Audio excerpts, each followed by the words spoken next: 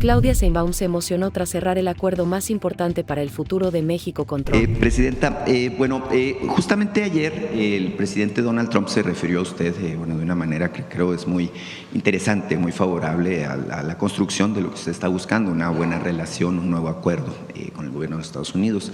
Él dice, yo rara vez aprendo algo, lo sé todo, dijo Donald Trump, pero ella me enseñó algo, ¿no? Creo que es interesante la semántica y la manera en la que él se refiere a usted. Dice que es una mujer maravillosa, entre otras cosas, y dice que retomó la propuesta que usted le hizo de implementar una campaña justamente para prevenir el consumo de drogas y en particular el asunto del fentanilo. Evidentemente ha corrido ya mucha tinta sobre el tema a través de las redes, esto se dio a conocer ayer, pero obviamente interesa mucho conocer su opinión sobre el particular, cómo ve esto y sobre todo en lo que todos queremos en México, ¿no? Si abona este asunto, esta buena relación, esta referencia que hace Donald Trump a la construcción de estos nuevos acuerdos, de esta buena relación con los Estados Unidos. Bueno, primero pues agradecer evidentemente la mención. Pienso que es algo muy importante. Nosotros siempre hemos hablado de que el tráfico de drogas hacia Estados Unidos tiene que ver con el consumo en Estados Unidos,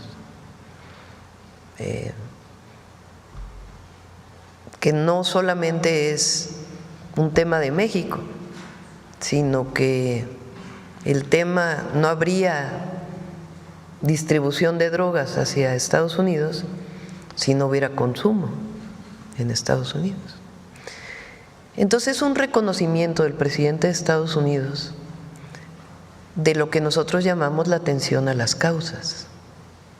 Es decir, no solo es un tema de armas, de desarticulación de los grupos criminales, de compartir información para trabajar conjuntamente, no solamente tiene que ver con la parte policial, la parte de procuración de justicia, de fortalecimiento de las leyes, sino tiene que ver también con las causas.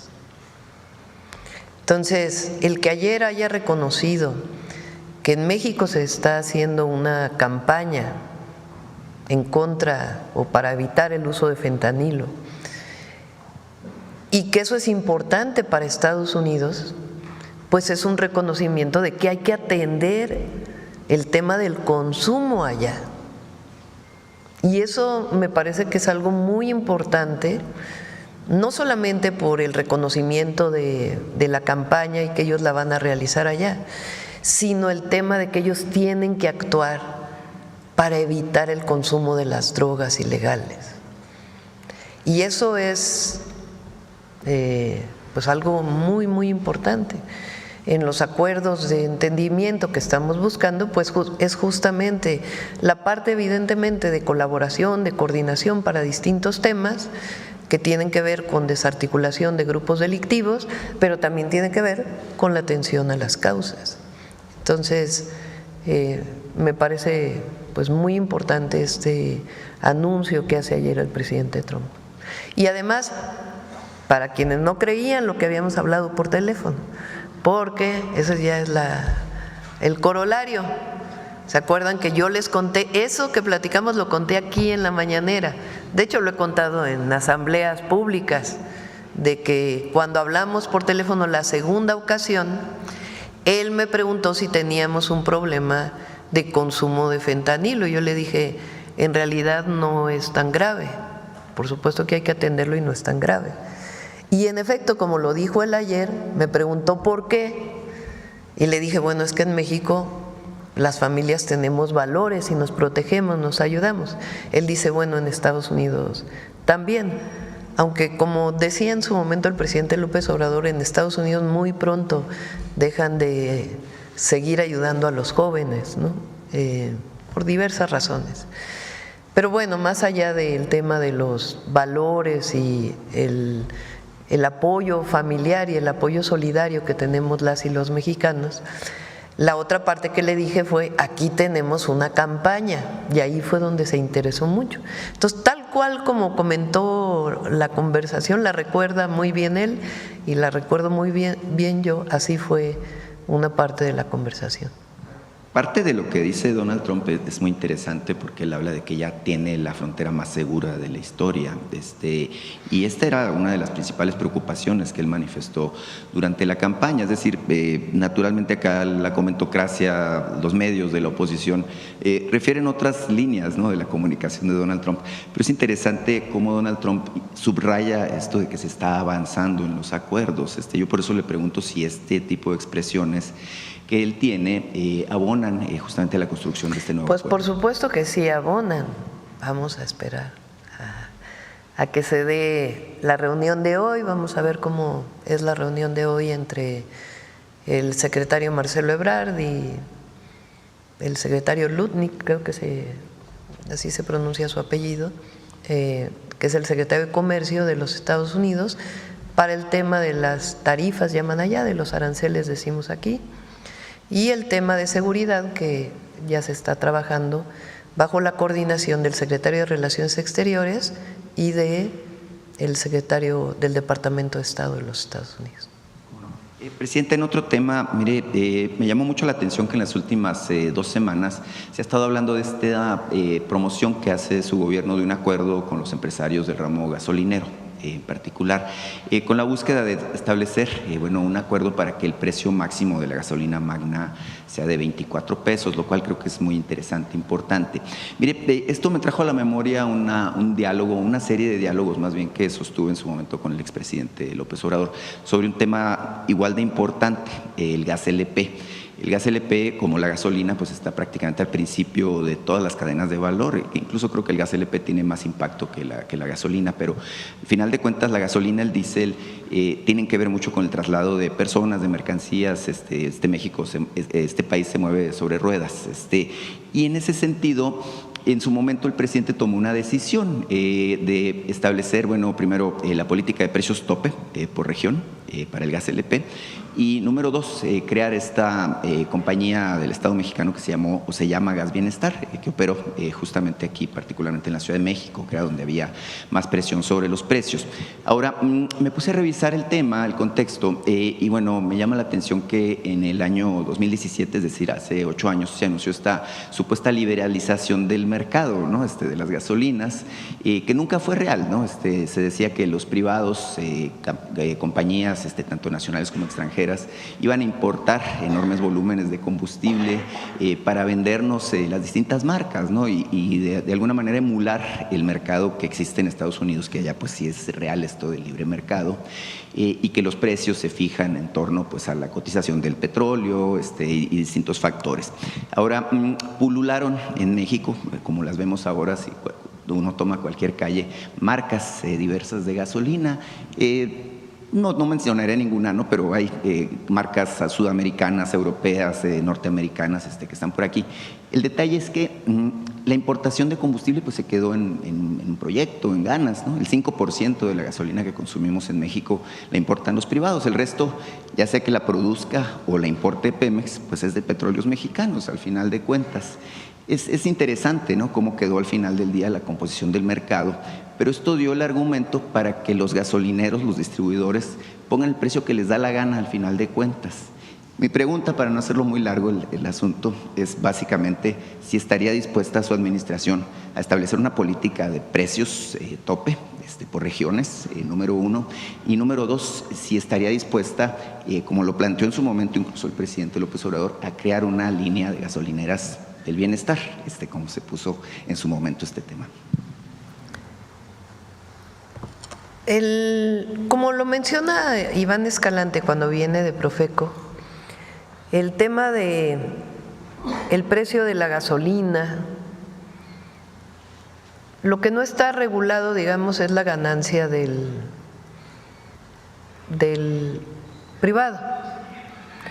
Las gasolineras de Pemex son en realidad franquicias de Pemex, las operan privados desde hace muchísimo tiempo.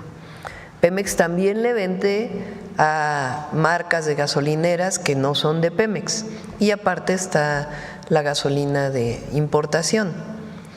Antes de entrar a un esquema de fijar precios, nosotros pensamos que podemos llegar a este acuerdo voluntario.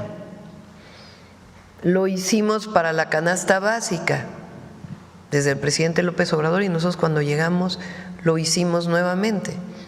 Entonces, queremos primero un acuerdo voluntario en donde ellos mismos, los gasolineros, pues moderen la cantidad de pesos que le ganan por cada litro que vende. Entonces, eso es lo que estamos trabajando. Idealmente lo que queremos pues es este acuerdo voluntario. Si no se llegara a dar el acuerdo voluntario, pues ya podríamos pensar en otros temas. Pero yo creo, por las reuniones que se han tenido, de que es factible hacerlo. Hay un esquema en donde si los precios del petróleo aumentan mucho a nivel internacional, porque el precio del petróleo pues está fijado a nivel internacional, y aumentan mucho, entra un esquema de subsidio a través del impuesto IEPS. Pero ese esquema de subsidio no puede ser para subsidiar las ganancias de los gasolineros, tiene que ser para subsidiar la economía popular por el aumento de precios del petróleo. Entonces, por eso estamos en este proceso voluntario.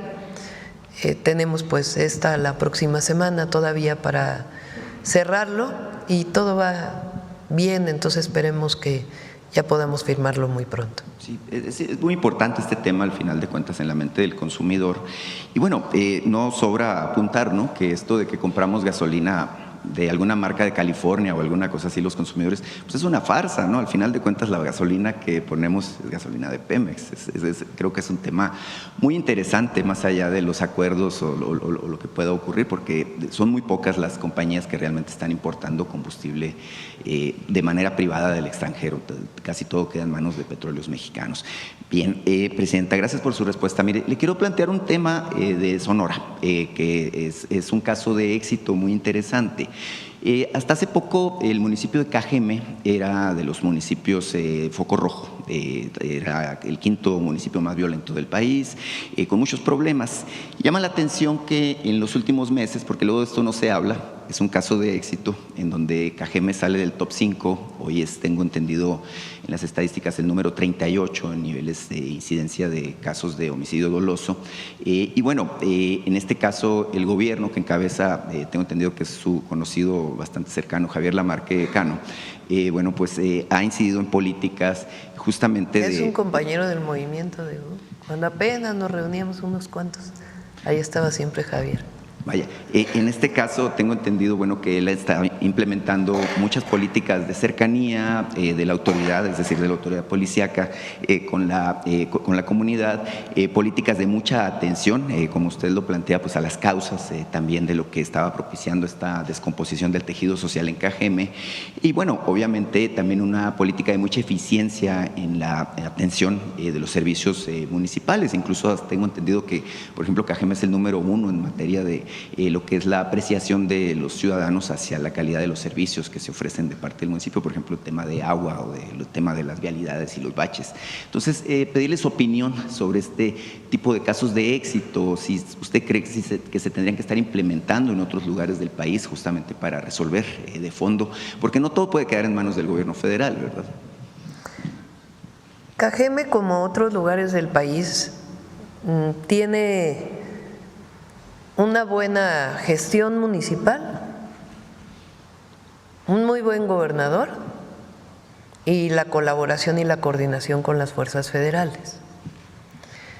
Por eso en nuestra estrategia uno de los temas más importantes es la coordinación, porque idealmente lo que queremos es que, aparte de la atención a la ciudadanía y la atención a las causas, pues la policía municipal actúe bien, la policía estatal actúe bien, la fiscalía estatal actúe bien y actúe en coordinación con la Secretaría de Seguridad Federal, con la Guardia Nacional, con la Sedena, con la Marina y por supuesto con la Fiscalía General de la República, y ya esperemos que muy pronto con el Poder Judicial. Entonces, porque todos somos responsables de la construcción de la paz en nuestro país. Entonces, como otros casos municipales son buenos ejemplos en donde hay una colaboración desde el primer nivel de gobierno hasta el nivel federal. Claro que sí. Presidenta, va usted el fin de semana a Durango, tiene una gira de 3 días. Llama la atención, bueno, este asunto de la agenda con los pueblos originarios que persiste. Entonces, simplemente en correspondencia con esta cobertura de Cadena 7 Lobos, bueno, pues preguntarle de la gira que va a emprender, justamente porque hay gran interés en el estado de Durango por su presencia ahí el fin de semana. Muchas gracias. Vamos, si recuerdan, fuimos, no sé si fue octubre o noviembre, cuando estuvimos en Durango, y ahí me hicieron el planteamiento de muchas comunidades que no tienen acceso a la electricidad. Inició con el presidente López Obrador y con Bartlett un programa de apoyo a comunidades aisladas, y nosotros le estamos dando mucha fuerza. De hecho, es un eje de nuestra política energética, se llama justicia energética. Algunas de las comunidades que no tienen acceso a la electricidad están en Durango, tanto en la sierra como en la parte baja.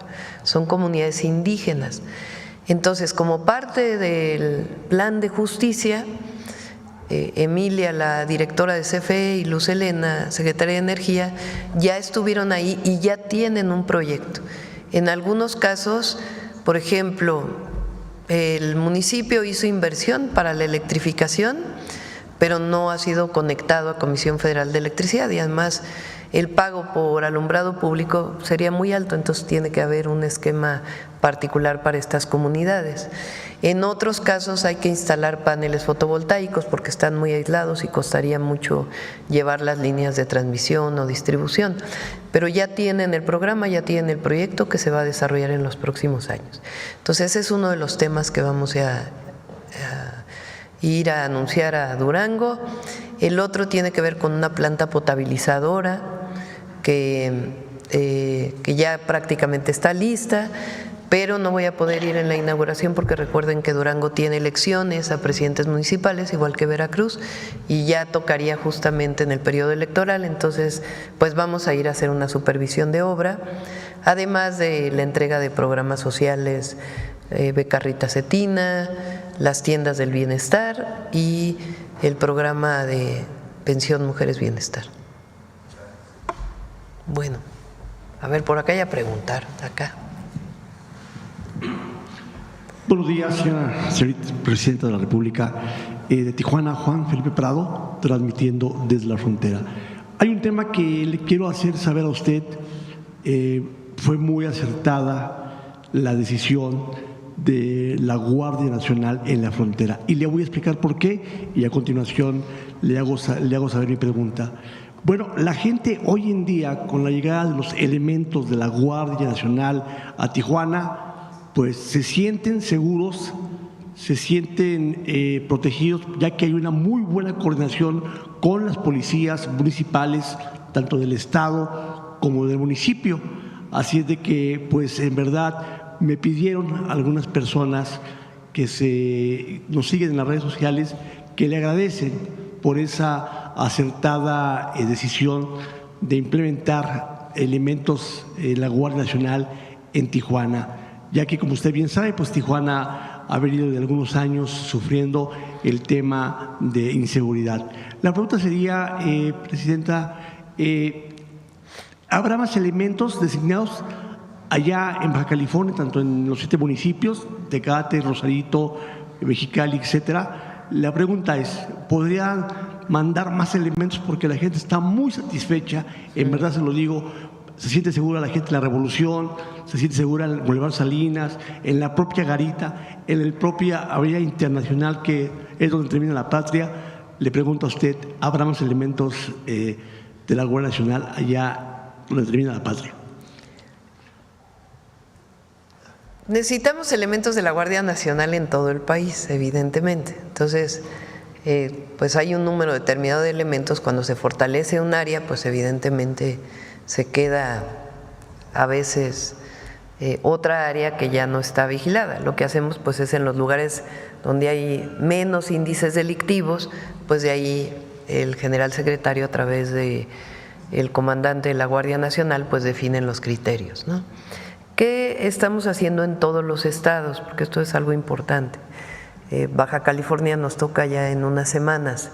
Estamos fortaleciendo la coordinación.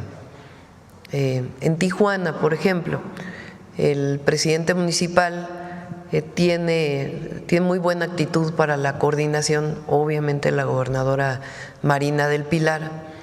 Entonces, nos vamos a reunir pronto para poder fortalecer, no solamente con la Guardia Nacional, sino en una coordinación mayor, tanto territorial como de acciones para disminuir la impunidad, pues una mayor presencia territorial y de detenciones de objetivos relevantes.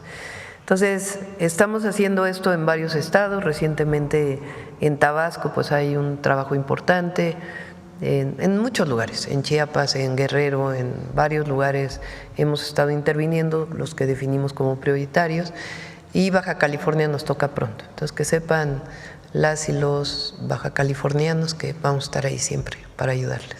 Muy bien. Y bueno, y otra buena noticia, tanto a los 7 municipios de Baja California, el tema de bienestar que ha venido a motivar desde la gente de la tercera edad, madres solteras, etcétera, y que está avanzando muy bien en los 7 municipios, y el programa puerta por puerta, casa por casa, que va a ser un beneficio médico para la parte de la población.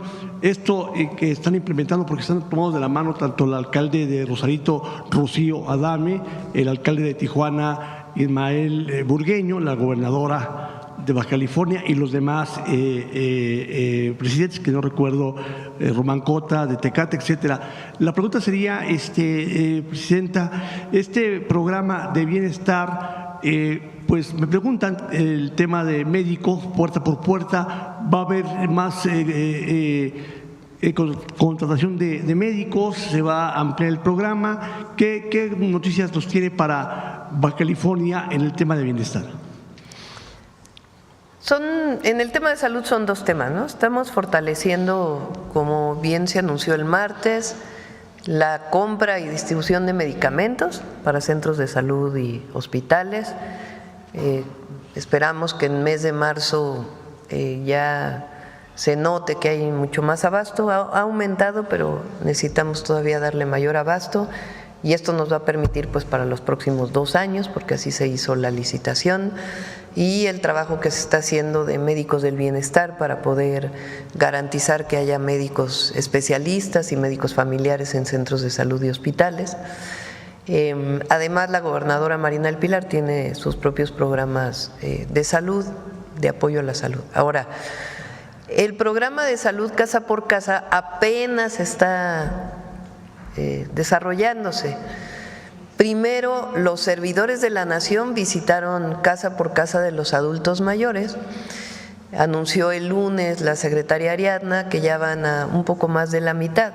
Son más de 12 millones de adultos mayores que reciben la pensión, y todos tienen que recibir una visita para hacerle su primera encuesta de salud, para poder saber su estado de salud. Eso se hace con los servidores de la Nación. En febrero ya iniciaron las visitas médicas, médicos, enfermeras y enfermeros para el programa Salud Casa por Casa. Vamos a estar midiendo cuánto tiempo tienen o pasan en estas visitas. El objetivo promedio es que visiten 10 casas al día, 10 familias al día, 10 hogares con adultos mayores y personas con discapacidad al día. Ahí tomen signos vitales, la entrevista, envíen los datos a Secretaría de Salud a partir de una base de datos que se está construyendo, y de ahí también pues el apoyo para si es que requieren algún tipo de medicamento. Entonces vamos a ver en febrero o marzo si son suficientes médicos o trabajadoras y trabajadores de la salud que están en este programa, y si no pues ya lo ampliaríamos. Pero todas y todos los adultos mayores deben recibir una visita, una al mes o una cada 2 meses, dependiendo de su estado de salud, para poderle dar seguimiento a su estado de salud, y en particular si tienen pues algún problema con la presión, si tienen diabetes, en fin, que estén en contacto con su centro de salud. Y recuerden que este mismo año vamos a iniciar con la instalación de farmacias del bienestar.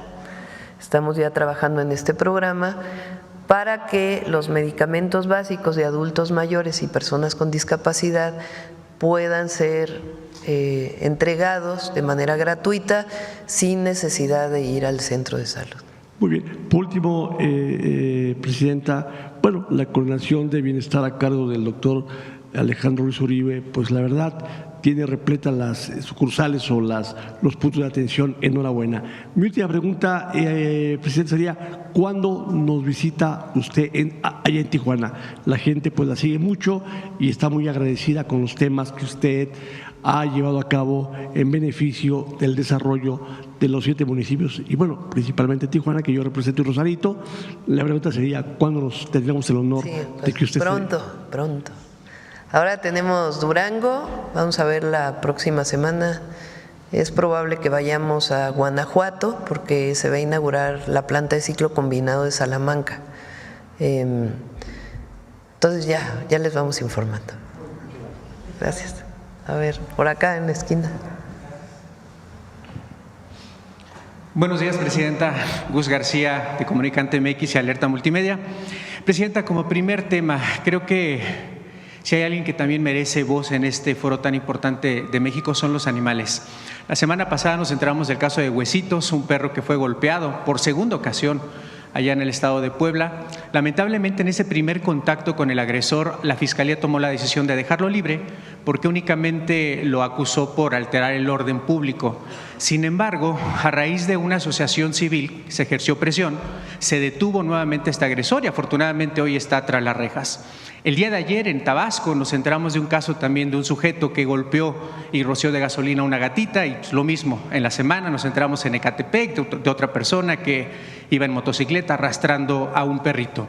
Pero tal parece, Presidenta, que lo ven como algo normal, o estos agresores, por segunda ocasión el caso de Huesitos ya lo había agredido y no pasa nada porque saben que cuando llegan a las fiscalías y no hay denuncia, pues los dejan libres. Yo le quiero preguntar, Presidente, usted que es una presidenta animalista, si estaría a favor de que se legisle y que sobre todo en las fiscalías existan protocolos de atención que se pueda ejercer estas acciones penales por oficio, cuando hay videos, cuando hay evidencias, cuando los mismos vecinos están denunciando el maltrato a los animales. ¿Cuál sería su opinión, Presidenta?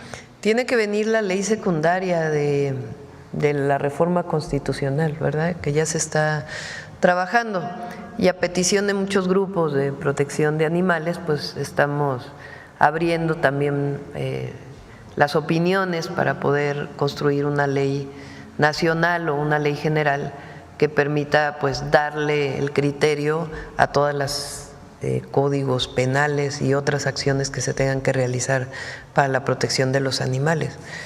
Y sí, es triste y además pues es un delito el maltrato animal que hoy está normado por la Constitución, pero además refleja conductas agresivas que después también está muy estudiado que después estas conductas agresivas también van a otros niveles. Entonces, por diversas razones y en particular para la protección de los animales, tenemos que hacer la regulación secundaria. De acuerdo, Presidenta, muchas gracias.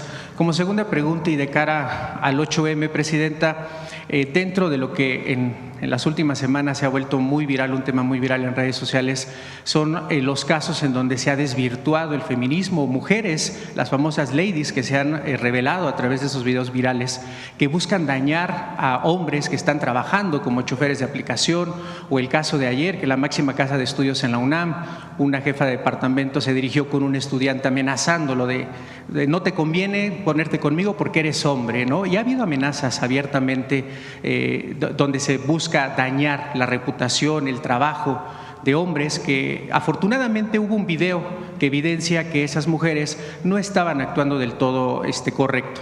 Yo le quiero preguntar, Presidenta, si en estos casos de estas famosas ladies, Lady Uber, Lady UNAM, que ayer se volvió viral el caso, si tendría también que existir leyes que puedan ser duras contra estas mujeres que están haciendo mal uso de estas banderas del feminismo que tiene que existir, y por supuesto que estamos en contra de la violencia a las mujeres, pero también se están dañando reputaciones, se están dañando familias, podrían perder su empleo estos jóvenes que afortunadamente, reitero, grabaron el momento y lo denunciaron en redes sociales. ¿Cuál sería su opinión respecto a este tema, presidenta? Pues yo creo que para eso están las fiscalías, ¿no? Es decir, sí puede haber regulación, legislaciones, pero el tema es que alguien que procura la justicia, pues lo que tiene que evaluar es un caso a partir de pruebas. ¿No es así, Ernestina? Tú que fuiste fiscal de la Ciudad de México y que además es una gran abogada y ahora también penalista. Es de primera, Ernestina. Pero realmente, frente a una situación de agresión, cualquiera que ésta sea, pues quien debe determinar si hay culpabilidad o no y si es, pues es el fiscal o el Ministerio Público. Lo que tenemos es que fortalecer, pues, a los propios ministerios públicos para que puedan determinar esto, ¿no? Evidentemente no estamos de acuerdo con estas agresiones.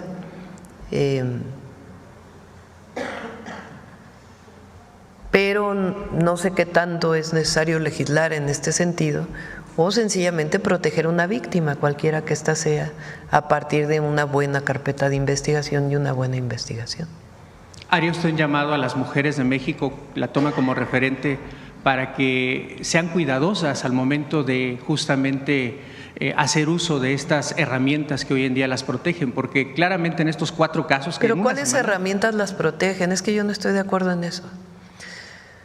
O sea, las mujeres hemos sido víctimas durante… muchos años, históricamente. Entonces, ¿quién protege a una mujer que hace un acto ilícito? Yo no veo que haya leyes que protejan a una mujer que hace un acto ilícito. Una mujer que hace un acto ilícito pues tiene que ser juzgada igual que un hombre. Yo no veo que haya la protección a las mujeres frente a una circunstancia de violencia de una mujer frente a un hombre.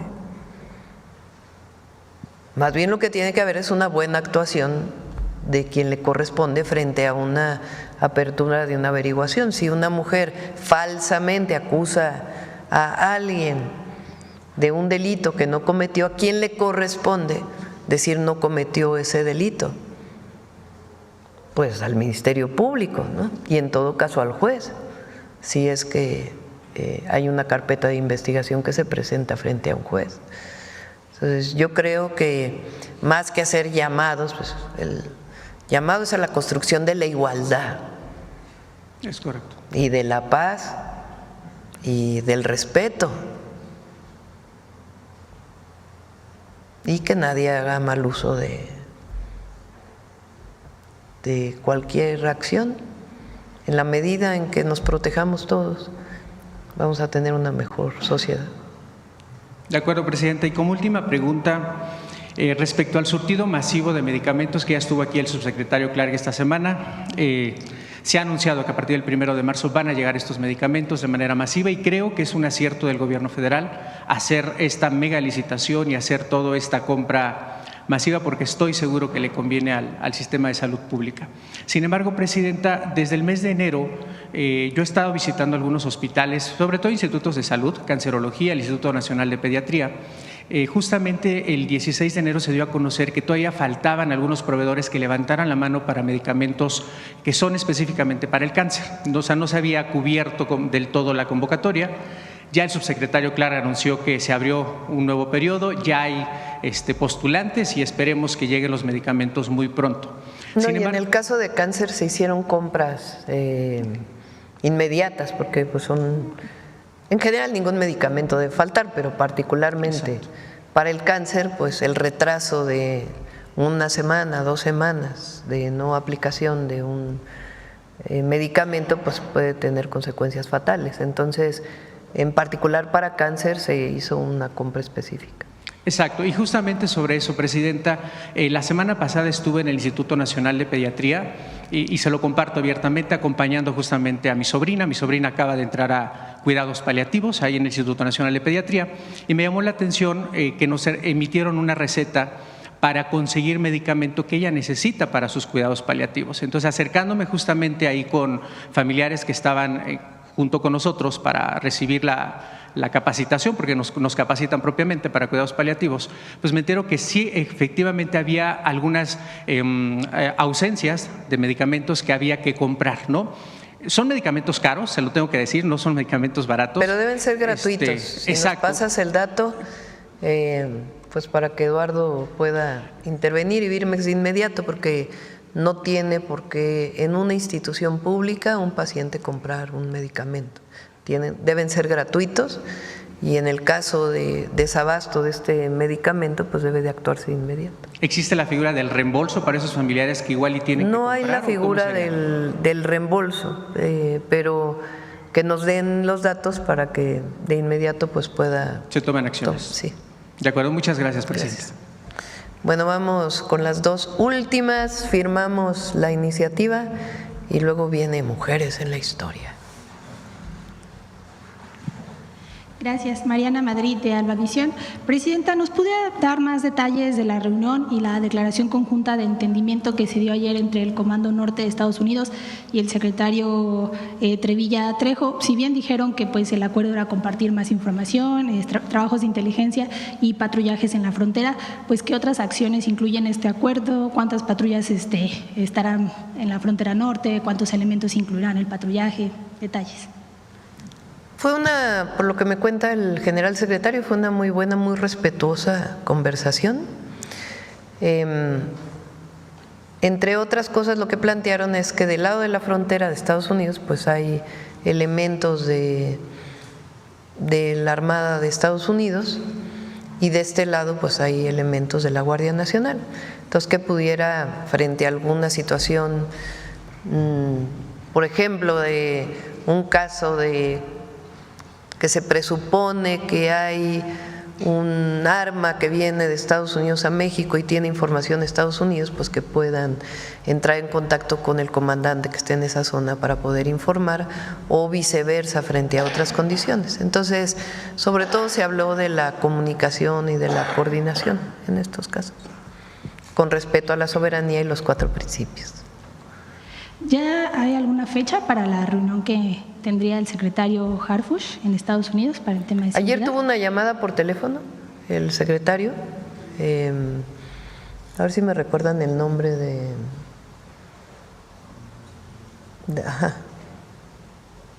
fue, por lo que me cuenta, fue en la Secretaría de Relaciones Exteriores.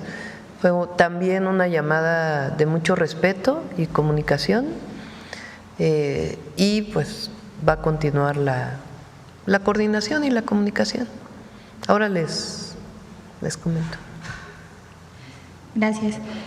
Sobre las detenciones que se hicieron ayer en Sinaloa, el 200, Kevin Alonso alias el 200 y José Ángel alias el Güerito, pues a ver si nos puede dar más detalles de esto, saber si serían trasladados hacia aquí a la Ciudad de México o si incluso, no sé, el gobierno de Estados Unidos tendría alguna petición para que se investiguen allá, para que sean trasladados, o todo el proceso será aquí.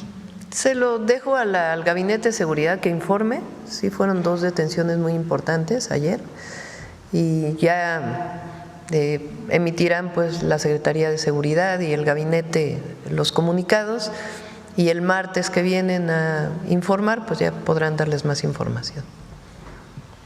Y otra pregunta, ayer el gobierno de Ecuador anunció que solicitará a países aliados envío de fuerzas especiales para reforzar su guerra contra el narcotráfico allá, aunque pues no dijo cuáles eran estas naciones aliadas, pues saber cuál es su opinión de que estén pidiendo apoyo a otros países. No me meto. Sí, ya fue suficiente con los camarones de Sinaloa. Gracias. Y finalmente, su opinión pues sobre Estuvo muy bueno, porque no sé si vieron el comunicado de los chefs de Ecuador, que respetaban mucho mi gusto, pero que eran muy buenos los camarones de Ecuador. Sí. saber su opinión sobre la reducción en el pronóstico de crecimiento estimada del Banco de México, que pasó de 1.2 a 0.6%. Sí, nosotros creemos que va a ser un buen año, a pesar de cualquier incertidumbre que se pueda presentar frente al nuevo gobierno de los Estados Unidos, porque nosotros estamos haciendo nuestro trabajo, como el de hoy de Netflix que se anunció. La Secretaría de Economía está con un portafolio de inversiones muy importante y lo que está haciendo pues es trabajando permanentemente con estas empresas para fortalecer la inversión que llega. Tenemos los polos de bienestar, el Plan México. Entonces, no es que estemos dejando al mercado y a ver si llegan las inversiones o publicar un programa de incentivos y a ver si llegan las inversiones, sino que se está trabajando permanentemente para promover un proyecto de desarrollo económico que tenemos, que tiene que ver con obra pública, tiene que ver con nuestra distribución de recursos a través de los programas de bienestar de manera directa. Recuerden que, por ejemplo, bajó obra pública de manera natural en la última parte del 2024 y el inicio del 2025, pero ya se están licitando las carreteras que vamos a hacer, ya se está trabajando sobre los trenes. Entonces, abril, mayo, pues van a ser marcados por un impulso a la economía en la construcción, en la obra pública, en la vivienda y además las inversiones que estamos planteando en los polos de bienestar. Por eso creemos que el Banco de México lo que evalúa es a partir de lo que ve de los indicadores macroeconómicos. Nosotros sí creemos que tenemos que intervenir y promover para que haya mayor desarrollo económico, más que crecimiento, es desarrollo, porque el desarrollo incluye mejores condiciones de trabajo y empleo bien remunerado, no solamente inversión per se. Puede haber inversiones financieras, por ejemplo, que no necesariamente tienen tanto impacto en el empleo. Nosotros lo que queremos son inversiones públicas y privadas que impacten en el bienestar de las y los mexicanos. Bueno, la última pregunta acá, vamos a ver, te tocó doble hoy, premio. Gracias, Presidenta. Presidenta, fue en noviembre de… Es la Secretaría de Seguridad Nacional, tuvieron una conversación telefónica. Gracias, Presidenta. Recordar que fue en noviembre del 2020 cuando el gobierno mexicano rechazó saludar el triunfo electoral del expresidente Biden hasta que se resolvieran todas las impugnaciones interpuestas por el ahora presidente Donald Trump. De hecho, el gobierno de México fue el último en reconocer el triunfo de Biden. ¿En qué medida, Presidenta, ese acto de prudencia desde la Presidencia de la República ha contribuido ahora a que el presidente Trump tenga una mayor apertura para platicar con México y hasta una notable deferencia frente a otros países? ¿En algún momento el presidente Trump ha recordado este momento, Presidenta? Yo creo que son dos cosas, ¿no? Uno, evidentemente la buena relación que tuvo el presidente Trump con el presidente Andrés Manuel López Obrador, pues eso evidentemente ayuda en la relación, y sí lo mencionó particularmente en la primera llamada. En la segunda también hubo algo de reconocimiento de acciones que desarrolló el presidente López Obrador cuando él era presidente de los Estados Unidos. Entonces eso obviamente abona. Ahora, yo creo que además pues es las comunicaciones que hemos tenido, que han sido comunicaciones muy francas, muy respetuosas y buscando siempre acuerdos de colaboración. Entonces yo creo que las dos cosas abonen y esperemos pues que tengamos siempre una buena relación y de respeto con Estados Unidos.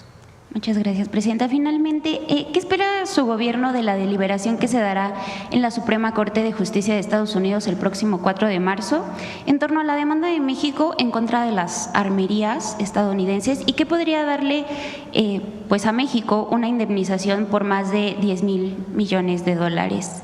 Ayer usted nos explicó que los vuelos de drones en Estados Unidos sobre el territorio mexicano son parte de una colaboración bilateral en temas de seguridad. Presidenta, también preguntarle, ¿podría detallarnos cómo esta cooperación fortalece las capacidades tecnológicas de México para combatir también el tráfico ilícito de armas y al mismo tiempo para mejorar la trazabilidad de los artefactos, para determinar exactamente de dónde vienen, de dónde salen estas armas? Se lo comento porque en Revista Fortuna tuvimos acceso a información que indica que un porcentaje de las armas importadas de la Secretaría de la Defensa Nacional por integrantes de las Fuerzas Armadas que tienen permiso para importar estas armas no se contabilizan adecuadamente y podrían estar alimentando el mercado negro, Presidenta. ¿Cuál? La última parte no. Sí, en Revista Fortuna tuvimos acceso a algunos informes o a información que indica que un porcentaje de las armas importadas por la Secretaría de la Defensa Nacional por integrantes de las Fuerzas Armadas que tienen permiso para importar estas armas, pues no se contabilizan de manera adecuada y podrían estar alimentando. No, eso es falso. Eso no es correcto. La Secretaría de la Defensa Nacional pues es la responsable de todo lo que tiene que ver con las armas en nuestro país y tienen un conteo perfectamente establecido. Ahí sí no estamos de acuerdo. Lo que cambia un poco el tema de las armas, tanto en el juicio allá como en lo que hemos estado denunciando como Gobierno de México, digo estamos porque viene del gobierno anterior, pero nosotros seguimos con esta demanda, es este reconocimiento del Departamento de Justicia de los Estados Unidos del 8 de enero. Eso cambia, porque ya no solo es que México está diciendo que están entrando armas, sino es un reconocimiento del Departamento de Justicia de los Estados Unidos de que las armas que son incautadas en México en 74% provienen de Estados Unidos. Entonces, esto pues es un elemento sustantivo porque ya hay una institución de los Estados Unidos que lo está reconociendo y el juicio pues es en los Estados Unidos. Entonces, esto es muy, muy relevante y eso pues da más acciones al Gobierno de México en estas denuncias que está presentando. Recuerden que son dos, es tanto a las armadoras como a las distribuidoras. Entonces, eso es lo que cambia de manera sustantiva los argumentos que tienen los abogados que están llevando las demandas en Estados Unidos, ¿no? Eso es lo importante. La colaboración entre Estados Unidos y México también podría extenderse a estas herramientas que mejoren la trazabilidad de las armas para determinar exactamente de dónde vienen, si es que, como usted nos dice. Mientras no sea rápido y furioso, ¿verdad? O sea, porque ese fue el problema de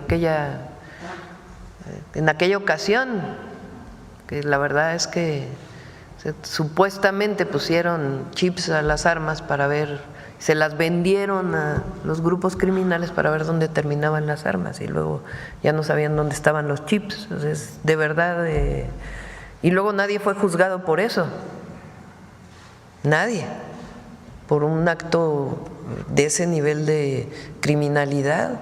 O sea, ¿cómo entregarles armas de alto poder a un grupo delictivo? Por eso también lo que estamos planteando el día de hoy aquí en términos de las reformas. Entonces, no, pero es muy distinto que aquí se encuentre un arma con un número de serie, o no sé cómo sea el número de serie o cuál sea el número en las armas, y que entonces digan, a ver, este número de serie, ¿dónde se vendió? ¿Cuál es la trazabilidad? ¿En qué crímenes se ha utilizado? Entonces, es muy distinto eso, y en la colaboración que tiene que haber, a un acto tan irresponsable como fue Rápido y Furioso. Si en algún momento que por cierto, ¿quién lo hizo? ¿Qué gobierno y allá? Si en algún momento se determinara o se rastreara que alguna arma viene dentro de las Fuerzas Armadas, Presidenta, ¿se tomarían acciones?